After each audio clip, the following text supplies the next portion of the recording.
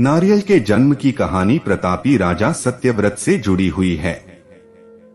ईश्वर पर अटूट विश्वास रखने वाले राजा सत्यव्रत को स्वर्गलोक का अलौकिक सौंदर्य सदा आकर्षित करता था।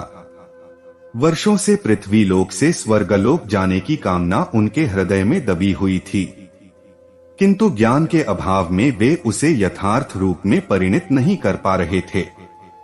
एक बार राजा सत्यव्रत के राज्य में भयंकर सूखा पड़ा।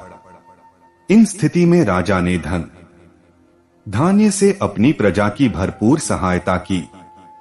राजा की सहायता प्राप्त करने वालों में ऋषि विश्वामित्र का परिवार भी सम्मिलित था, जो विश्वामित्र के तपस्या के लिए वन चले जाने के पश्चात भूखा प्यासा भटक रहा था। जब विश्वामित्र तपस्या से वापस आए, तब राजा सत्यव्रत की भूरी भूरी प्रशंसा करते हुए उनकी पत्नी ने उन्हें बताया कि कैसे उनकी अनुपस्थिति में उपजी विषम परिस्थितियों में राजा सत्यव्रत ने उनके परिवार की सहायता की। यह सुनकर ऋषि विश्वामित्र आभार व्यक्त करने राजा सत्यव्रत के दरबार पहुंचे।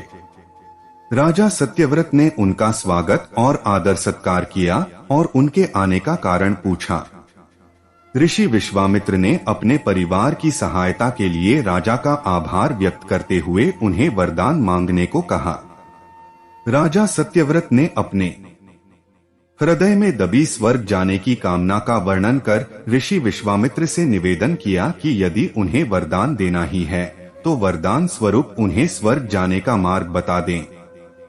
राजा को वरदान देते हुए विश्वामित्र ने अपने तेज और शक्ति से एक ऐसे मार्ग का निर्माण किया जो सीधा स्वर्ग को जाता था। सत्यव्रत उस मार्ग से स्वर्ग के द्वार तक पहुंच गए, किंतु जैसे ही उन्होंने स्वर्ग के भीतर प्रवेश किया, देवराज इंद्र ने उन्हें धक्का दे दिया। सत्यव्रत पृथ्वी लोक पर आ गिरे। उन्होंने देवराज इंद्र की धृष्टता का वर्णन जब विश्वामित्र से किया तो वे अत्यंत क्रोधित हुए और देवताओं के पास पहुंचे।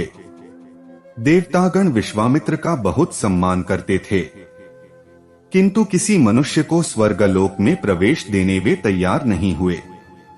अंततः इस समस्या का एक हल निकाला गया। ऋषि विश्वामित्र ने पृथ्वीलोक और स्वर्गलोक के मध्य एक छद्म स्वर्गलोक का निर्माण करवाया, जो राजा सत्यव्रत के लिए था। देवताओं को इसमें कोई आपत्ति नहीं थी। राजा सत्यव्रत भी प्रसन्न थे, किंतु नए स्वर्गलोक के संबंध में ऋषि विश्वामित्र चिंतित थे। उन्हें डर था कि कहीं तेज हवा के झोंके से उनका बनाया स्वर्गलोक डगमगा न जाए। ऐसे में राजा सत्यव्रत पुनः पृथ्वी पर गिर पड़ेंगे। इस समस्या का निदान करते हुए उन्होंने नवीन स्वर्गलोक को सहारा देने पृथ्वीलोक से नवीन स्वर्गलोक तक एक मजबूत खंबे का निर्माण किया। माना जाता है कि इस खंबे का तना बाद में एक पेड़ में परिवर्तित हो गया और राजा सत्यव्रत का सिर इसका फल बन गया। इस पेड़ को ही नारियल का पेड़ और राजा के सिर को नारियल का फल माना जाता है। यही कारण है कि नारियल के पेड़ बहुत ऊंचे होते हैं और उसके फल बहुत ऊंचाई पर लगते हैं। कथानुसार पृथ्वीलोक और स्वर्गलोक के मध्य लटके होने के कारण राजा सत्यव्रत को ना इधर का ना उधर का उपाधि दी गई। यह थी नारियल के जन्म की रोचक कहानी।